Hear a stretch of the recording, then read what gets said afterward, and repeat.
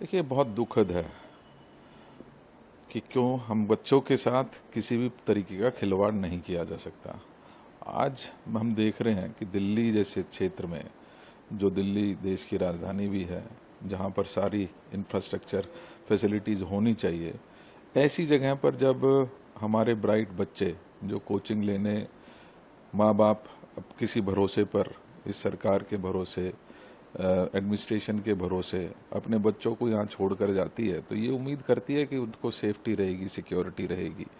लेकिन पिछले काफ़ी समय से हम देख रहे हैं, मुझे याद आ रहा है 2023 में इसी प्रकार की फायर लगी थी मुखर्जी नगर में, लगभग 50-60 बच्चे इंजर्ड हुए। अब कुछ दिन पहले ही आपने देखा होगा कि एक बच्चा इलेक्ट्रोक्यूटेड हो गया पानी में, क्योंकि लगातार ये सरकार की फेलियर ही कहूँगा मैं, क्योंकि वहाँ पानी खड़ा हुआ था, पानी में बिजली की तार लगी और बच्चा एक्सपायर हुआ।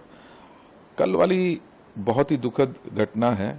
मेरी संवेदनाएं हैं परिवार के साथ, मेरी संवेदनाएं हैं उन बच्चों के साथ जो इसमें कहीं ना कहीं हताहत भी हुए हैं।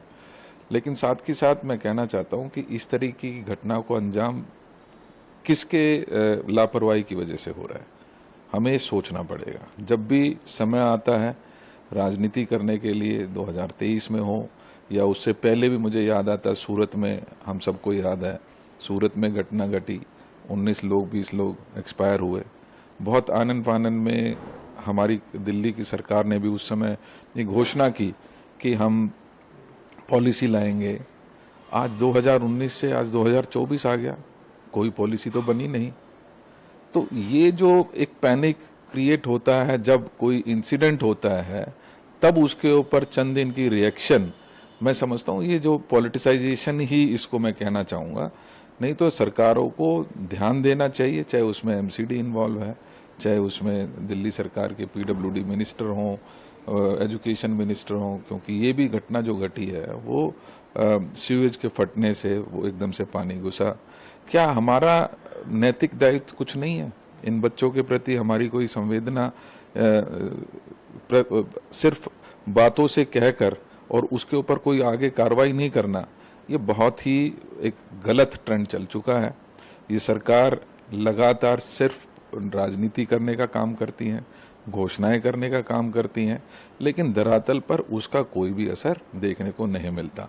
मेरी संवेदनाएं हैं, दुख है उस परिवार के साथ, और मैं ये चाहूँगा कि इन घटना के पीछे कौन लोग हैं उनको जल्द से जल्द ढूंढकर उनके खिलाफ इन्वेस्टिगेशन होनी चाहिए, उनके खिलाफ कार्रवाई होनी चाहिए और सख्त से सख्त कार्रवाई होनी चाहिए। सर, हमने के बाद 2-3 बार ऐसा वाकया हुआ जब उन्होंने अंदर से चिट्ठी लेके अपने मंत्रियों को कहा कि दिल्ली के लोगों को कभी कोई दिक्कत ना आए और तुरंत काम करें, मैं अंदर हूँ तब भी मैं अपने लोगों के बारे में सोचता हूँ, इस तरीके की बातें कही गई। अब दिल्ली में जहाँ वर्ल्ड इंफ्रास्ट्रक्चर जो है मौजूद है, पूरी दुनिया जो है दिल्ली की तरफ देखती है, चाहे वो पढ़ाई की बात हो किसी अन्य चीज़ की बात हो, उस वक्त दिल्ली में पानी से डूब जाना क्या शर्म की बात है? दिल्ली में रह रहे राजनेताओं के लिए, दिल्ली सरकार के लिए और मुख्यमंत्री के लिए आप क्या कहेंगे? उनको क्या करना चाहिए? क्योंकि एक तो उन्होंने इस्तीफा नहीं दिया है, वो अंदर से ही सरकार चलाने की बात कर रहे हैं, और लेकिन उसके बावजूद इस तरीके की घटनाएं आप कैसे देखते हैं? देखिए, मैं पहले भी कहता रहा, हमें बहुत संवेदनशील होना चाहिए। ऐसे इंसिडेंट्स दिल्ली जैसी राजधानी में अगर होते हैं तो ये शर्मसार आपको वर्ल्ड ओवर करती है। ये सिर्फ दिल्ली की इशू नहीं है, ये देश का इशू नहीं है, लेकिन देश की राजधानी में बहुत सारे टूरिस्ट भी आते हैं और इस तरीके की घटनाएं उस पर निश्चित ही गलत असर डालती हैं। मैं इस पूरे मुद्दे को राजनीतिक नहीं करना चाहता, लेकिन साथ के साथ हमें ये देखना तो पड़ेगा कि आज सरकार पूरी तरीके से फेल साबित हो रही है। पानी नहीं दे पा रही है, जल भराव हो जाता है, इलेक्ट्रिसिटी आ जाती है पानी में। आज इस तरीके का ये इंसिडेंट हो गया, पूरी बेसमेंट में पानी घुस गया। किसने इजाज़त दी बेसमेंट में चलाने की? जब कोर्ट लगातार कहता रहा है हमारे मास्टर प्लान में ये प्रोविजंस नहीं है, तो तो क्या जो हमारे वहाँ के नेता हैं या दिल्ली के नेता हैं, क्या उनकी नैतिक जिम्मेदारी नहीं बनती? निश्चित ही बनती है। हमें इस ओर ध्यान देना चाहिए। केजरीवाल जी लगातार अपनी पोजीशन बनाए रखने के लिए चिट्ठियां तो लिखते हैं, लेकिन उसके ऊपर अवलोकन भी करना चाहिए कि हालात आज दिल्ली के क्या हो गए हैं। ये कहीं ना कहीं ये भी दर्शाता है कि केजरीवाल जी ने पूरा जो तंत्र था वो बहुत सेंट्रलाइज तरीके से काम कर रहे थे। आज उसी का बड़ा कारण है कि उनके जेल में होने से आज उनके मंत्री कुछ नहीं कर पा रहे। हालात ये है कि मंत्री महोदय जिनको ऐसे इंसिडेंट पर तुरंत पहुंचना चाहिए था, जो वहां पर जरूरत थी उसकी मदद पहुंचाने का काम करना चाहिए था, आतिशी जी एक चिट्ठी लिख देती है और उनका काम खत्म हो जाता है। अब लगभग 12-16 घंटे हो गए हैं, लेकिन अभी तक माननीय मंत्री जी को फुर्सत नहीं है।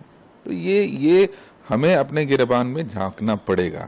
और मुझे इस बात का बहुत दुख हो रहा है इस समय, क्योंकि हम भी एक राजनीतिक पार्टी हैं। एक राजनीतिक पार्टी का हेड होने के नाते हमारा फर्ज बनता है कि इस तरीके की घटनाओं को, जहां हम उसको भर्त्सना तो करेंगे ही करेंगे, लेकिन हमें अगर जरूरत पड़े तो सब मिलके क्या उसके लिए सॉल्यूशन हो सकते हैं। हम पहले भी कहते आए हैं, अगर इनसे सरकार नहीं चल रही है तो ऑल पार्टी मीटिंग बुलाए, चर्चा करें, बात करें और इन समस्याओं का समाधान निकलना चाहिए।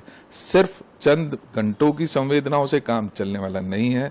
दिल्ली का इंफ्रास्ट्रक्चर आज पूरी तरीके से ध्वस्त नजर आता है और इस तरफ इस सरकार का ध्यान जाना चाहिए। क्या इस्तीफा मांगना जायज है? क्योंकि इनको नैतिक जिम्मेदारी लेनी चाहिए और कहीं ना कहीं जिस तरीके से इनका पूरा टेन्योर आप देख रहे हैं वो लगातार फेल हो रहे हैं। तो मैं इस समय मेरी प्रायोरिटी ये रहेगी कि समस्या का समाधान हो।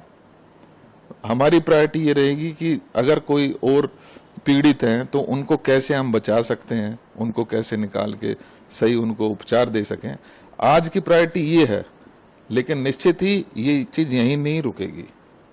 हम इसके ऊपर भी, क्योंकि लगातार ये सरकार फेल साबित हो रही है, लगातार जो फेलियर्स हैं सरकार के वो सामने आ रहे हैं, तो इनकी नैतिक जिम्मेदारी किसी को तो लेनी पड़ेगी। Thank you.